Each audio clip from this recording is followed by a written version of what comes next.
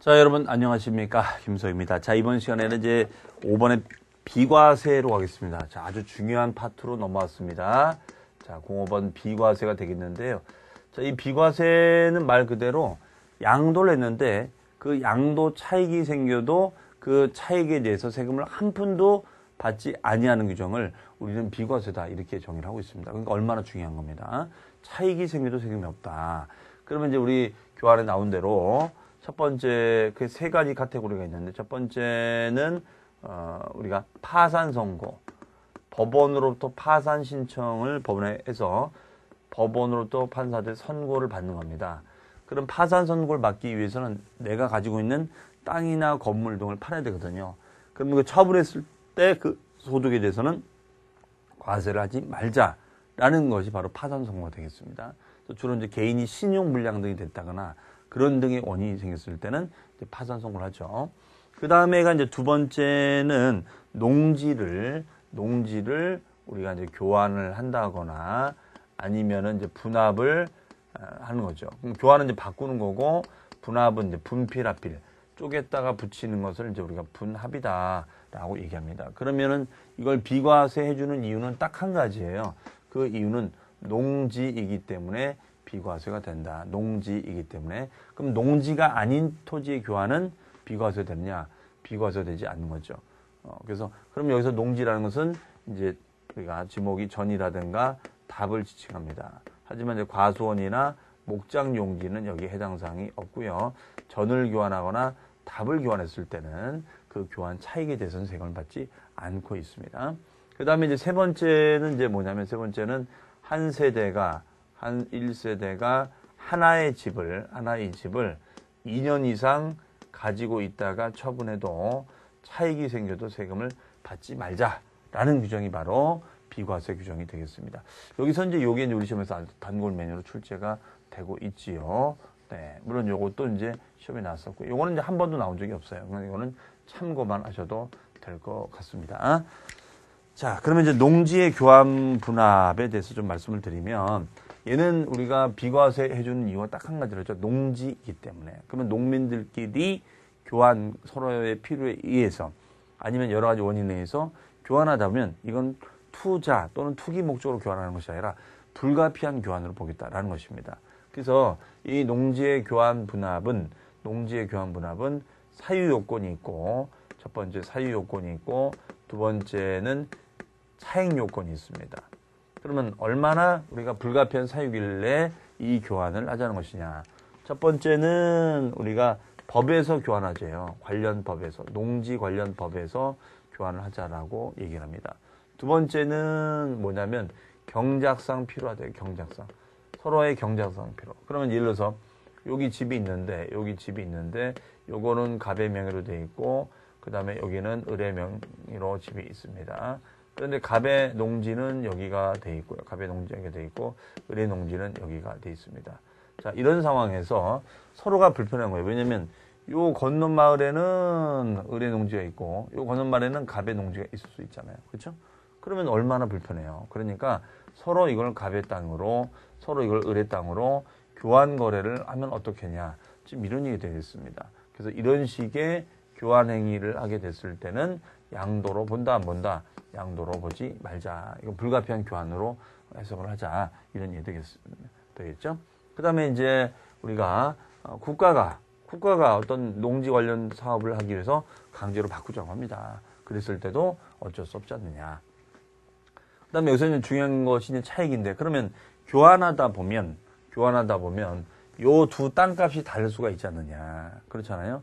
그러면 땅값이 다른데 이 다른 부분을 인정을 해줘야 되지 않겠는가. 이런 얘기입니다. 그러면 그렇다고 교환 차이가 너무 많이 나는 것도 안 될 거 아니에요. 그래서 교환 차이가 적정선에서 났을 때 한해서만 비과세 혜택을 주고 있습니다. 그러면 예를 들어서 갑의 농지가 5천만 원짜리고요. 5천만 원짜리고 을의 농지는 이게 3천만 원이 됩니다. 그러면 이런 식의 교환이 되면 어떻게 되느냐? 자, 이런 얘기가 되겠습니다. 그런 식의 교환이 되면 어떻게 되느냐? 그러면 이때는 교환 차익이 얼마 됐죠? 2천만 원이 됐죠? 2천만 원이 됐잖아요. 그러면 2천만 원을 과연 정당한 차이로 인정할 것인가? 이런 얘기입니다. 이거는 차액이 큰 편에 대해서 곱하기 4분의 1 이하로 제한을 하고 있습니다. 그러면 4분의 1이면 이게 몇 프로가 되죠? 25%가 되겠죠. 25% 이하로 제한을 하고 있다. 그러면 25% 넘어가면 이거는 비과세가 될 수가 없다는 거죠. 그렇죠? 그러면은 5천에 3천이니까 2천이죠. 그러면은 차익이 큰 편이 5천이잖아요. 그럼 5천에 4분의 1. 5천에 4분의 1이면 25%. 5, 25, 50. 1250 되나요? 그러면 1250만 원 이하로 차이가 나야 되는데 1250을 넘었죠? 그러면 이거는 비과세 인정을 받을 수가 있다 없다? 없다. 이런 이해가 되겠네요. 자, 이런 것을 우리는 농지의 교환 분합으로 인한 차익이다라고 봅니다. 그래서 큰 편의 4분의 1이라는 거 잘 여러분들이 정리를 해 주시기 바랍니다. 그러면 거기 보시면 농지의 교환 분합에 대한 요건이 있죠. 동그라미 1번에 별 표시해 놓으시고요. 교환 또는 분합하는 쌍방 토지가액의 차익이 작은 편입니까? 큰 편입니까? 큰 편의 4분의 1 이하, 25% 이하다 이거죠. 그 다음에 이제 동그라미 2번의 기억님들이 바로 그 요건에, 사유 요건에 해당이 되겠습니다. 그래서 법에서 경작상 필요하니까 국가 이렇게 인지를 하시면 되고요. 이때 농지는 원래 4가지 지목이 다 농지지만 전답의 교환만 인정을 해주고 있다라고 보시면 되겠어요. 그 다음에가 이제 3번의 1세대 1주택과 부속토지. 자, 요게 이제 아주 중요한 규정이 되겠죠. 이거는 원칙적으로 한 세대가, 그럼 이제 한 세대의 원칙은 뭐냐면 배우자나 가족이 있는 것을 말합니다. 배우자나 가족이 있는 거. 네, 이것을 우리는 한 세대랍니다. 한 가족이. 근데 최소한도의 가족을 우리는 배우자가 있는 경우를 말해요. 배우자가 있는 한 세대가 and 하나의 집을 이때 하나의 주택이 되는 거죠. 그러면 단독이나 공동 구분 없이 하나의 주택. 이때 주택은 요 건물하고 토지를 같이 함께 팔게 되면, 요 건물과 토지를 함께 팔면 이게 다 들어가는 겁니다. 그래서 주택에 해당하는 건물과 토지를 다 함께 우리가 지칭하고 있어요. 그러면 요거를 주택이다라고 얘기합니다. 다만 이때 이 무한정 이걸 다 비과세 줄 수는 없어요. 무슨 말이냐면 토지가 이럴 수도 있잖아요. 토지는 이만한데 건물은 이만할 수가 있잖아요. 이럴 수 있기 때문에 과다 면적을 차지할 수가 있다 이렇게 봅니다. 그러면 과다 면적이 되면 안 될 거 아니에요. 그래서 일정 한도까지만 주택에 딸린 토지로 봐주고 나머지는 비사업용 토지로 봐서 규제를 하겠다 이렇게 정의를 하고 있습니다. 그러면 이때 비사업 토지로 보는 면적은 어디까지냐? 여기 주택으로 보는 토지는 어디까지냐? 이거는 바닥 면적에 대해서 곱하기 5배, 10배로 제한을 하고 있습니다. 그럼 5배는 이건 도시적 안이 되겠고요. 10배는 도시적 밖이 되겠습니다. 그래서 5배 도시적 안은 5배, 도시적 밖은 10배다 이렇게 해석을 하시면 되겠어요. 네.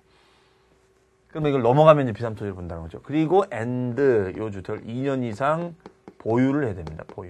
보유를 한다라는 것은 취득한 날로부터 양도한 날까지의 기간을 지칭한다 이렇게 볼 수가 있죠. 그럼 이건 이제 등기부 등본으로 확인하면 됩니다. 다만 이에 대한 예외가 있을 수가 있겠어요. 예외라는 건 뭐냐? 배우자가 있어야 되는데 배우자가 없을 수도 있잖아요. 그렇죠? 배우자가 없으면 어떡하냐? 그러니까 배우자가 없다는 게 뭐냐? 예를 들어서 배우자가 없다가 있다가 없어진 경우도 있고, 그 다음에 원래 없는 경우는 뭐냐? 이 사람이 결혼을 안 한 거죠. 그래서 만 30세 이상으로서 결혼을 안 한 분이에요. 그러면 이분이 만약에 여성분인데 나이가 42살인데 결혼을 안 했다. 그럼 42살이면서 and 집을 하나 가지고 있는데 2년 가지고 있다. 그럼 비과세 되느냐? 된다 이겁니다. 결혼을 안 했지만 결혼 안 한 게 죄는 아니잖아요. 그래서 요 나이 30세 이상 자 이거 되고, 아니면 이제 있다가 없어진 경우 있죠. 남편하고 부인이 있는데 있다가 없어지는 경우 있을 수 있겠죠. 그러면 있다가 없어지는 경우는 뭐냐? 이혼을 한 겁니다. 이혼했어요. 남편과 부인이 이혼했어요. 그러면 이것도 1세대 1주택자가 될 수가 있겠죠. 그렇죠? 그 다음에가 이제 사망을 했습니다. 사망을 했어요. 사망도 마찬가지 아니냐? 부인이 죽은 걸 어떡합니까? 배우자가 죽은 걸 어떻게 해요? 그런 경우에도 우리는 1세대로 볼 수가 있다. 이렇게 보시면 되겠어요. 네. 그리고 and 하나의 집을 가지고 있으면 된다. 하나의 집. 1주택을 가지고 있으면 된다. 이런 얘기예요. 단, 이게 특수한 주택이 있을 수 있다는 건요. 만약에 이 집이 고가주택이 되면 어떡할 거냐, 고가. 그러면 이때 고가라는 것은 실지 거래가액이 9억을 넘어가는 주택이 되거든요. 고가주택. 그러면 고가주택이 되면 이거는 비과세가 되냐? 비과세가 안 됩니다. 고가이기 때문에 이것은 비과세 적용을 받을 수가 없어요. 그럼 만약에 10억짜리 집이다. 이게 10억짜리 집이다. 하면 10억짜리 집을 2년 가지고 있다가 팔았다. 비과세가 된다, 안 된다? 안 된다. 이런 얘기죠. 해석이요. 그 다음에 두 번째는 뭐냐면 요 집이 만약에 겸용이 되면 어떡할 거냐. 그럼 겸용이라는 것은 주거와 상업용이 혼재가 되어 있는 주택을 지칭합니다. 이렇게 겸용이 되면 어떡할 거냐. 지금 이런 얘기입니다. 겸용. 그럼 겸용이 됐을 때는 요 주거 면적이 우리가 조금 마음에 걸린다 이거죠. 상가 상업용 면적이. 그러면 주거 면적이 클 수도 있고 같을 수도 있고 작을 수도 있는데 이런 거에 구분 없이 그냥 무조건 상업용 면적은 우리가 주택이 아니니까 양도세를 내야 되고 주택은 양도세를 안 낸다. 이거는 좀 문제가 있잖아요. 그렇죠? 자, 그렇기 때문에 이런 부분들에 대해서 우리가 판단할 필요가 있다라는 이야기가 되겠죠. 그래서 주거하고 상업용 면적이 됐을 때는 어떻게 할 것인가. 이런 얘기 되겠어요. 그래서 이걸 정의하기를 주거 면적이 크면은 전체를 주택으로 봅니다. 전체를 주택으로 보고 만약에 같다. 그러면 주거 부분만 주택으로 봅니다. 주거만 주택으로 보고. 그 다음에 주거 면적이 작다. 역시 이때도 주거 부분만 주택으로 보자라고 정의를 하고 있습니다. 그래서 주거 면적이 크면은 전체를 주택으로 보고 주거 면적이 같거나 작았을 때는 주거 부분만 주택으로 보고 작았을 때도 역시 주거 부분만 주택으로 보자. 이런 얘기죠. 그러면 이런 관점에서는 주거 면적이 좀 큰 것이 더 유리하겠다는 거죠. 그렇죠? 그럼 이게 만약에 100제곱미터로 가져간다면 주거 면적이 만약에 60이고 상가가 40이다. 여기가 50이고 여기가 50이다. 여기가 40이고 여기가 60이다. 뭐 이럴 수 있잖아요. 그렇죠? 그러면 이때는 어떻게 한다? 주거 면적이 크니까 전체 100을 주택으로 보자. 그럼 100을 주택으로 보면 100 모두 다가 다 비과세를 받을 수 있다. 이런 얘기 되겠죠. 근데 같거나 작았을 때는 오로지 주거분만 50만 여기도 40만 우리가 주택으로 봐서 비과세 하자라는 그런 얘기 되겠습니다. 자, 그 다음에가 이제 세 번째는 만약에 이 집이 다가구 주택이 되면 어떡할 거냐. 다가구는 주인은 한 사람이고 여러 가구가 있는 다세대와 다른 거죠. 그러면 다가구는 주택법을 준용합니다. 그럼 주택법에서는 다가구 주택을 뭐라고 하죠? 다가구 주택을 우리는 한 채라 보죠. 그래서 이거는 한 채로 봅니다. 이거는 전체를 한 채로 봐요. 그럼 전체를 한 채로 보면 이것도 한 채가 다 뭐가 될까요? 비과세 혜택을 볼 수가 있겠죠. 그렇죠? 그래서 우리가 고가 주택이냐, 겸용주택이냐, 다가구 주택이냐 이 부분을 체크할 필요가 있겠습니다. 그 다음에가 이제 네 번째는 집이 두 채예요. 집이 두 채가 있습니다. 집이 이렇게 두 채가 있어요. 그러면 집이 두 채가 이렇게 있으면은 집을 두 채 가지고 있다가 처분하게 됩니다. 그러면 1가구 2주택자잖아요. 1가구 2주택자니까 이거는 뭐야? 당연히 세금을 낼 수밖에 없겠지요. 그렇죠? 과세를 할 수밖에 없어요. 집이 두 채니까 이거는 팔면 세금을 내야겠죠. 하지만 불가피한 사유로 인해서 집이 두 채가 됐을 때는 이거를 한 채로 봐주는 경우가 있습니다. 그럼 불가피한 사유가 뭐냐? 예를 들어서 내가 아파트를 갖고 있는데 갑자기 시골에 계신 아버님께 돌아가신 겁니다. 그러면 상속이 되겠죠? 상속. 그럼 상속으로 인해서 집이 순식간에 두 채가 돼버리는 거잖아요. 그렇죠? 그러면 이건 어쩔 수 없지 않느냐라는 그런 얘기가 되겠습니다. 네. 그 다음에가 2년 보유. 2년 보유를 이제 채워야 된다 이거죠. 2년 보유를 채운다. 그럼 2년 보유를 채워야 되지만 이것도 우리가 외국으로 이민을 갑니다. 출국. 그럼 2년 못 채우고 나갈 수도 있잖아요. 그 다음에 비자발적인 처분인 수용. 강제로 수용당했어요. 이것도 2년을 못 채울 수도 있죠. 그렇죠? 강제로 수용당한 걸 어떡하냐 이거예요. 자, 이런 등등의 사유공사는 2년을 채우지 못해도 되는 거, 요거를 잘 또 숙지할 필요가 있겠습니다. 자, 그래서 여기서는 중요한 게 원칙보다는 예외가 중요합니다. 배우자가 없을 경우는 뭐가 있고, 그 다음에 고가주택일 때는 어떻게 취급하고, 그 다음에 겸용일 때 어떻게 취급하고, 다가구일 때 어떻게 하고, 집이 두 채 됐을 때 어떻게 되는지, 요게 이제 아주 단골 메뉴로 출제가 되고 있죠. 자, 요거는 따로 이제 공부를 해보도록 하겠습니다. 그 다음에 2년을 가지고 있으면 되는데, 못 채워도 비과세 되는 2년을 따지 않는 경우가 있다. 이렇게 정리를 하시면 되겠습니다. 자, 그러면은 우리가 1세대 1주택과 그 토지의 의의는 여러분들이 읽어보시고요. 동그라미 2번에 1세대 1주택이 정의가 있죠. 동그라미 2번. 1세대 1주택이란 거주자 및 그 배우자가 그들과 동일한 주소 또는 거소에서 생계를 같이 하는 가족과 함께 구성하는 1세대가 양돌 현재 국내 1주택을 보유하고 있는 경우로서 그 보유원이 몇 년이죠? 2년 이상이면 된다. 거주기간이 아니라 보유기간이라는 것입니다. 다만 다음의 경우에는 비과세가 안 된다. 1번 미등기 양도자산. 자, 당연히 보통은 이제 대금을 지급하면 명의전, 등기전을 해오는데 등기전도 안 하고 대금 지급만 있고 그냥 등기전 없이 그냥 대가거래를 한 겁니다. 그럼 당연히 등기법을 위반했으니까 규제를 해야죠. 그 다음에가 2번 부동산 및 권리를 매매하는 거래 당사자가 실지 거래가 그러니까 다르게 적습니다. 자, 이렇게 다르게 계약서상 금액과 실거래 금액이 다르게 된다. 이런 거를 이제 우리는 다운업 계약서를 지칭합니다. 이런 다운업 계약서 썼을 때는 비과세를 받지 못하도록 하고 있습니다.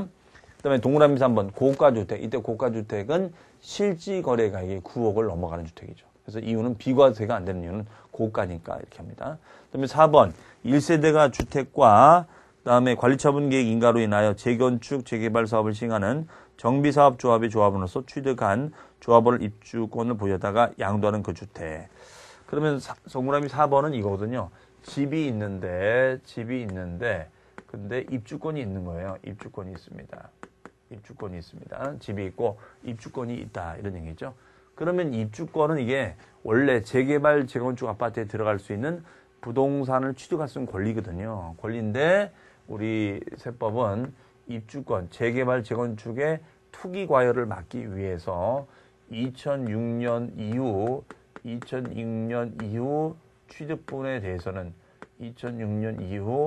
취득분에 대해서는 이거를 주택수로 봅니다. 주택수로 인정하고 있습니다. 그럼 주택수로 인정을 하게 되면 이게 몇 가구 몇 주택이 되는 거죠? 1가구 2주택자가 되는 거죠. 1가구 2주택자. 그러면 이건 당연히 비과세가 될 수가 없겠지요. 네, 그렇게 해석을 하시면 되겠습니다. 그 다음에가 이제 동그라미 5번 주택이 정착된 면적의 도시적 내에는 5배, 밖은 10배까지 산정한 면적을 초과하는 토지. 요거는 이제 요거죠. 분명히 주택은 건물과 토지를 함께 팔면 다 비과세 준다라고 했습니다. 그 논리는 뭐냐면 일종의 요 주거용 건물이 우리 민법에서 배우시는 주물이 되겠습니다. 주물. 그 다음에 요 부토지가 종물이 되겠어요. 종물. 그럼 주종관계가 되는 거죠. 주종관계가 됩니다. 그러면 주물이 비과세가 되면은 주물이 비과세 적용이 되면은 종물도 뭐가 된다? 비과세 적용이 된다. 이런 얘기가 되겠습니다. 그러면 주물이 비과세가 되면 종물도 비과세. 다만 무한정 비과세는 해줄 수가 없으니까 일정 바운더리 면적까지는 우리가 비과세를 준다. 하지만 나머지는 다 비사업용 토지로 봐서 비과세를 해줄 수가 없다라는 그런 얘기가 되겠어요. 자, 그 다음에 가로 3번에 1세대의 요건이 있습니다. 자, 1세대라는 것은, 한 세대라는 것은 배우자 또는 가족이 있는 것을 지칭하고 있다. 이런 거죠. 배우자 또는 가족이 있는 걸 지칭한다. 그러나 배우자가 없어도 1세대 볼 수 있는 경우가 있다. 그러면은 가로 3번에 1번 1세대란 그 거주자 및 그 배우자가 그들과 동일한 주소 또는 곳에 생계를 같이 하는 가족을 지칭합니다. 다만 동그라미 2번 다음에 어느 하나에 해당할 때는 배우자가 없는 때도 이를 1세대로 보자. 거기 보시면 기억 밑줄입니다. 연령이 30세 이상. 자, 30세가 넘었는데 아직 결혼 안 했지만 집이 있어요. 2년 가지고 있었습니다. 그래도 이번은 비과세 된다 이런 얘기고요. 두 번째 배우자가 사망이혼. 사망이혼한 걸 어떡하냐. 그렇죠? 그 다음에가 소득세법상 소득이 최저 생계비 수준 이상으로서 소유하고 있는 주택 또는 토지를 관리 유지하면서 독립된 생계를 유지할 수 있는 경우. 예, 독립된 생계를 우리가 유지한다고 했잖아요. 아, 그러니까 독립된 생계를 유지한다고 했으니까 이것도 별개의 세대로 봐줄 수가 있겠구나. 이렇게 볼 수 있겠죠. 그럼 이거는 뭐냐면 30세가 안 돼도 집이 있는 경우예요. 이런 경우를 지칭한다라고 보시면 되겠습니다. 오른쪽에 가로 4번에 1주택 및 부수토지 요건. 자, 주택 개념. 자, 주택은 거기 보시면 뭐라 됐습니까? 동그라미 기억에. 즉, 주택이란 허가 여부, 등기 여부에 관계없이 이런 형식 요건 관계없이 실제 상시 주거로 쓰느냐. 이게 이제 주택의 정의가 되겠습니다.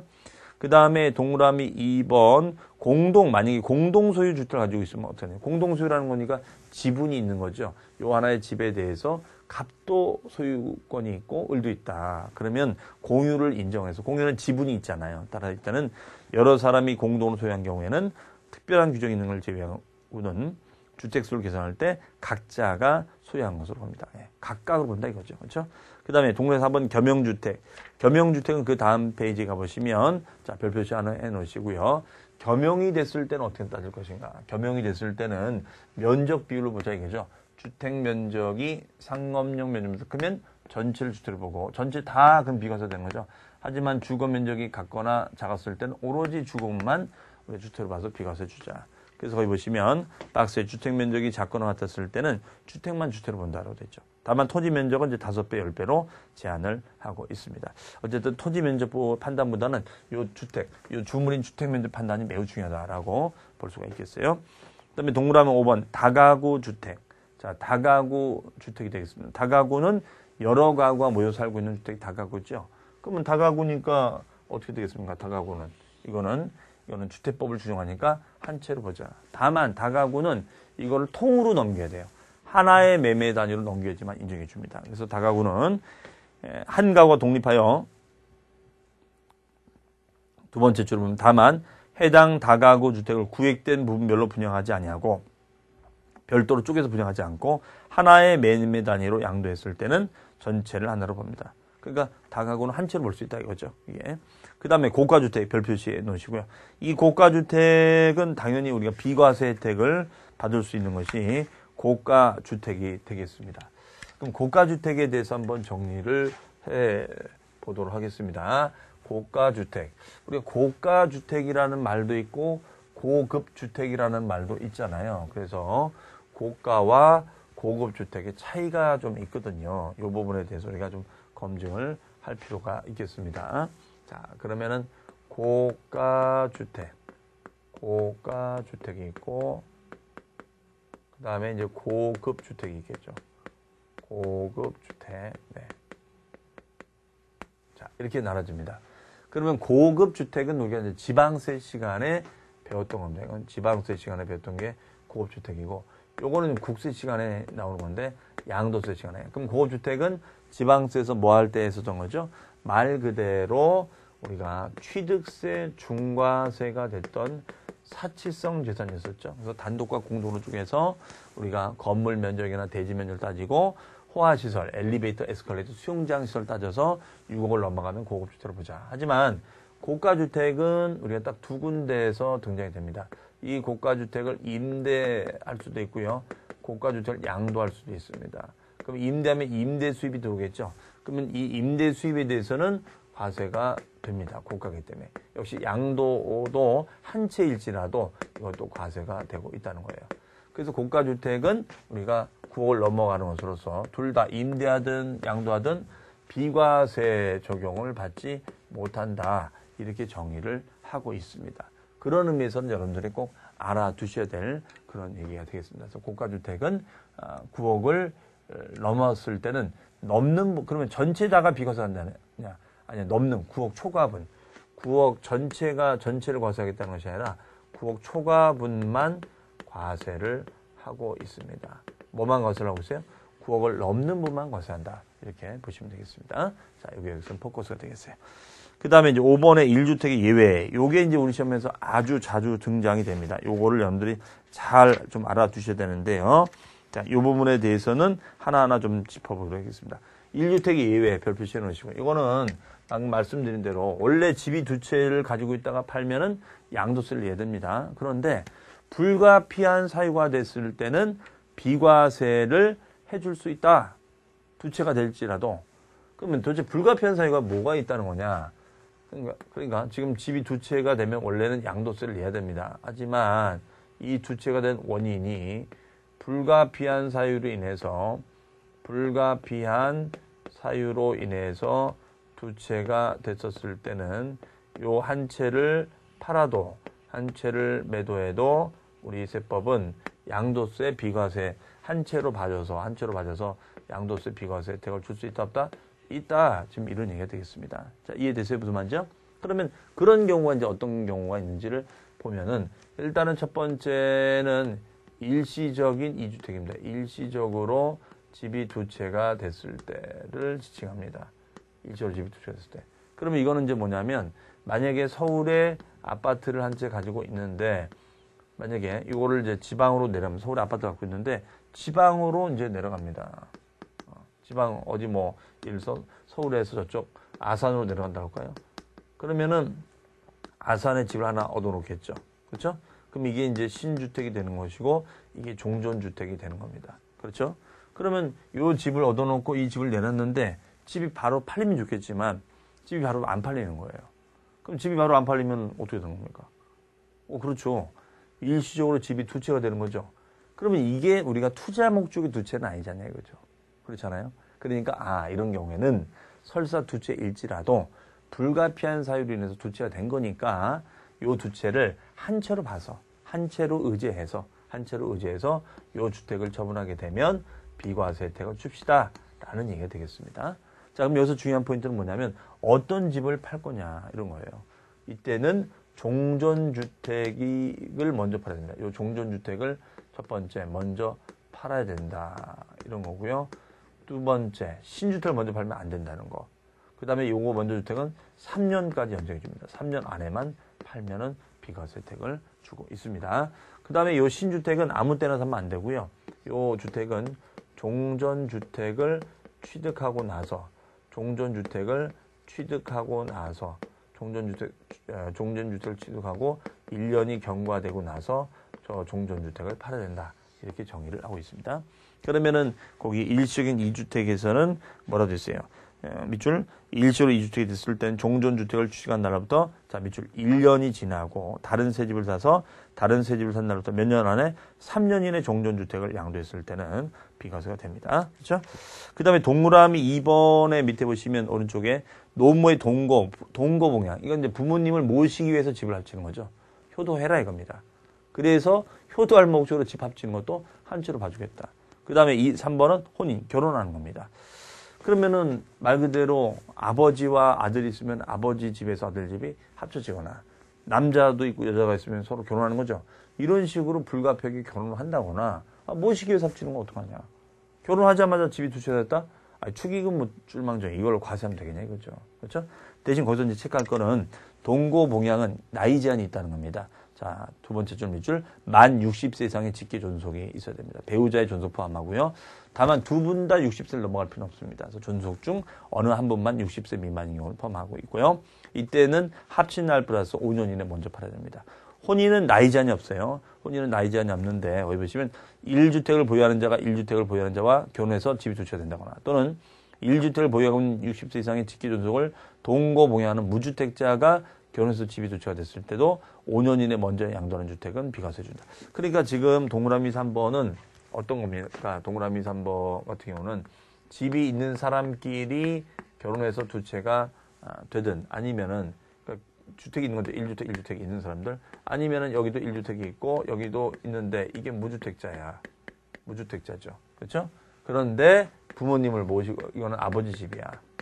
부모님하고 같이 살고 있는 거죠. 이런 상황에서도 해주겠다. 다만 공통점은 세대를 합쳤을 때는 자 이런 혼인 목적으로 봉양 목적으로 세대를 합가했을 때는 어떻게 하자는 거예요? 합친 날 플러스 몇 년 안에 5년 안에 팔아야 됩니다. 5년 넘어가면 인정하지 않는다.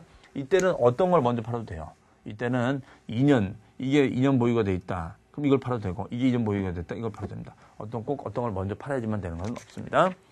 그 다음에가 이제 취약 등의 목적으로 자 밑줄 수도권 밖의 주택 소유로 인한 주택 수도권 밖의 주택을 우린 지방소재 주택이라 합니다. 지방소재 주택. 그러면 이제 얘는 이제 이런 거죠. 어떤 경우냐면 세 번째인데요. 만약에 서울에 내가 집이 이렇게 있어요. 그런데 지방에 과거에 미분양이 엄청 많았거든요.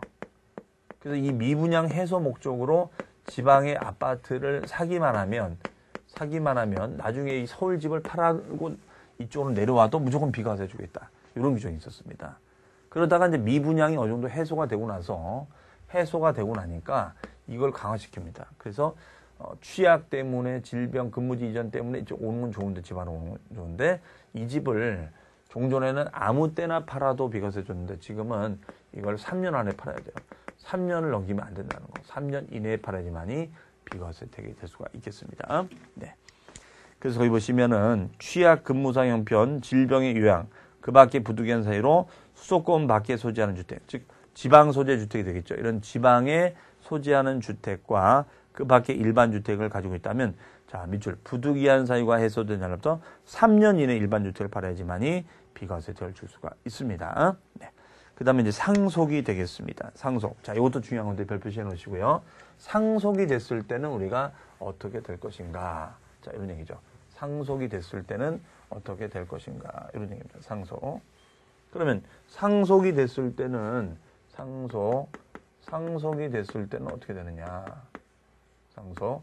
그러면 상속주택과 그 다음에 일반 주택이 있다. 이런 얘기 되겠죠. 자, 지금 이런 생각입니다. 상속주택과 일반 주택이 있다. 그러면 이 사람이 원래는 1가구 1주택자하고 2년 보유가 되면 이분은 비과세 받는 거예요. 그런데 상속주택 때문에 집이 교체가 된 거다 이거죠. 1가구 1주택 2년 보유가 되면 비과세가 되는데 상속주택 때문에 집이 교체가 된 겁니다. 그러면 이런 경우에도 비과세가 되느냐 안 되느냐 지금 이런 문제예요. 그러면 불가피한 사유로 인해서 상속으로 인해서 집이 투치가 된 거잖아요.